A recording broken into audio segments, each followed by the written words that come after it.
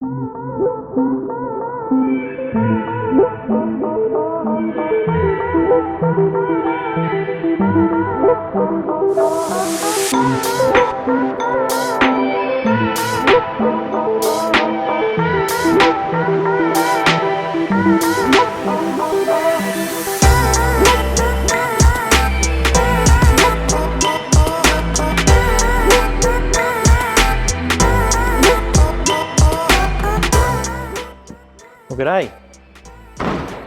g'day and welcome to Styromax HQ, a rather full HQ of assemblies. So we've got a lot going on here at the moment. I've got a lot I've got to try and squeeze in here, so let's show you around. There's a lot to see.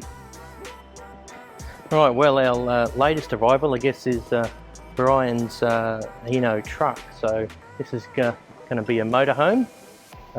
It'll be a cab over design, and it'll also have a fold down rear ramp, which a vehicle will be allowed to be driven up and actually put inside the back of this. So this will be a quite interesting build, I'm sure you will agree. This rear door, I'm actually going to remove that from the back of the truck, and we shall fill the core up with styrofoam, and we'll actually clad the outside with fiberglass, but I'll actually do that on the vacuum bed. So that's an interesting little project we'll bring to you in a few weeks' time.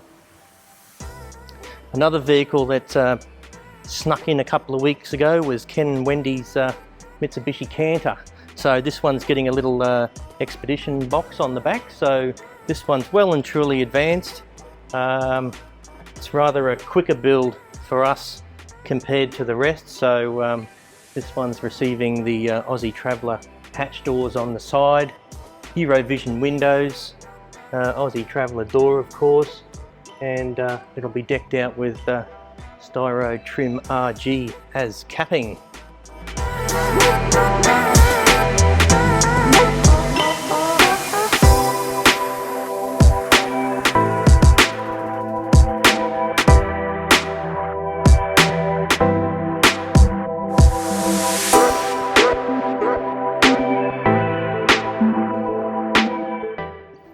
Okay, so Rogers 1940s Studebaker truck. It is production ready as far as panels are concerned.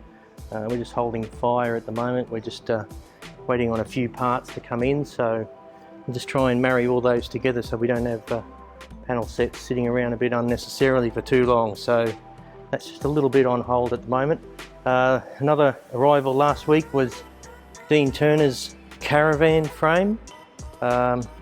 He's dropped that off to us, so we'll get to that in good time and give her a measure up and turn it into a caravan. So you can see I'm a bit stressed for space at the moment, so I've just got that one tucked in there at the moment. It's not the ideal spot, but we'll get it out of the way here and into our area on the weekend.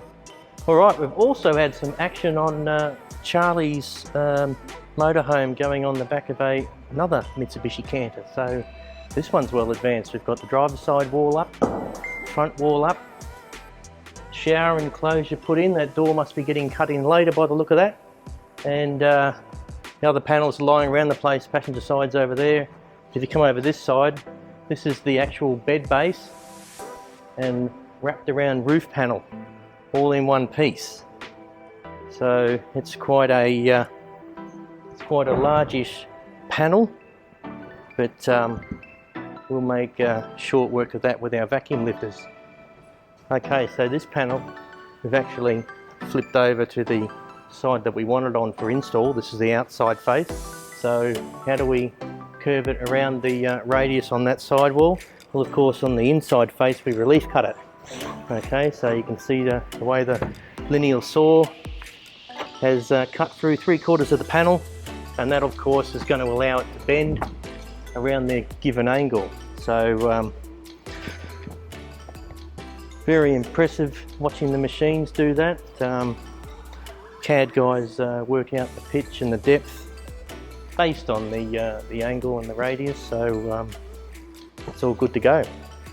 Right, so in here the cutter's jumped up and over what looks to be a panel insert. So it could be styro conduit single by the looks of that. So yeah, they've cut a relief in the bed paste panel, so that'll clear that. They obviously didn't want to cut through that and stop its path, so that's pretty tricky.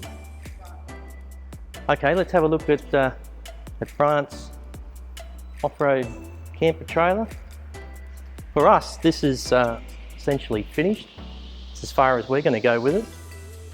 We've gone ahead and had some struts fitted to the rear door. Brant's been good enough to actually leave this here with us for a couple of weeks, so it can be here on our show day. So this will be on display out in the front car park in the show and shine. So you'll all be able to enjoy that and take some ideas of this for your own build.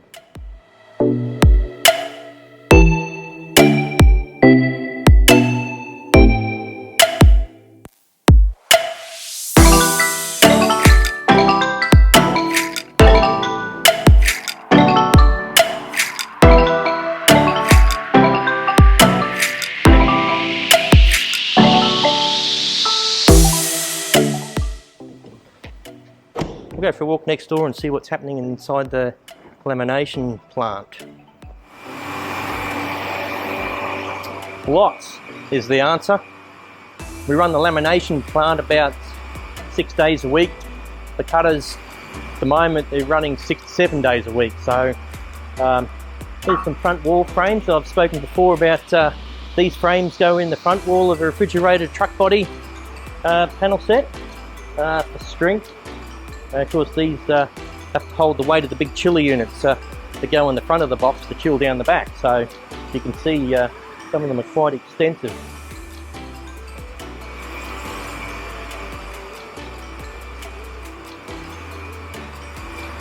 More truck bodies down on the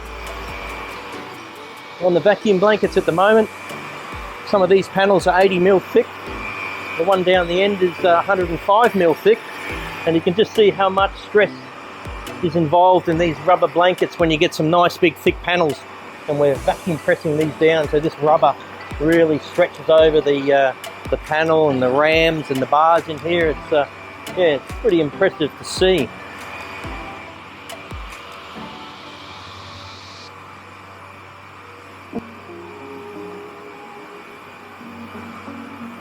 This one here is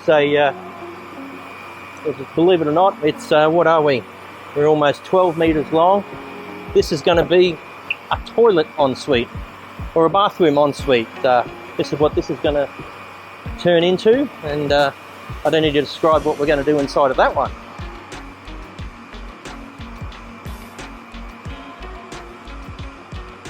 Here on this pallet, we've got, believe it or not, a B trailer of a B double semi trailer.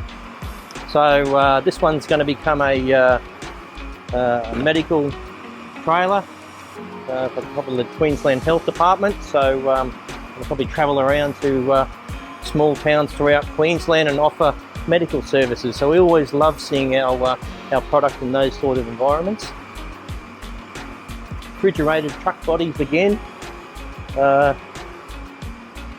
This is a passenger side wall. So as you can see, it's been cut out. These little knobs here that have been left behind inside this panel is a steel frame as well for extra strength. So you can see these doors have been cut out for our customer. These doors will be flipped over, and we'll machine the pocket inside here for the recessed flush lock. And then all these doors will go to our door drilling machine that we have in another room here, and it actually drills a hole up through the guts of this door for the internal cam pole that operates the recessed flush lock. We've got some industry panels going through tomorrow, so these ones have steel plates in behind the skin for attaching handrails and awnings and the like. So these have been pre-glued in place for tomorrow's lay. Okay, what I can announce is that our DIY show is on the 27th of March, right? So it's only a couple of weeks away. We've released 150 tickets for this event. We wanted to make it a bit bigger than our previous year's events, as we're not really sure when COVID could pop up again and all the borders go into lockdown. So we thought we'd take this opportunity to make a bigger one. So while the borders are open, everyone can come, and we'll see how we go throughout the year for others. But for this one on the 27th, what I can actually say is that this factory will actually be working. This will be a working factory on the day, whereas previous events it hasn't been. So I've brought you through here on factory tours, and the factory's just sitting still. But for this one, it's actually going to be running. Why? Because we actually need to make panel. We can't stop. So the guys are going to come in and do that. We'll have this all barricaded off. So for a certain period during the day, you'll actually be able to watch panels being laminated, and you'll also be able to watch them being cut. So for a lot of you guys that like that stuff, that'll be pretty exciting. So we're looking forward to bringing you that. Okay, thanks for watching this episode of Factory Walkthrough. Don't forget to click like and share, and don't forget to activate the bell notification so you know when we release our next video. Till then, we'll catch you later.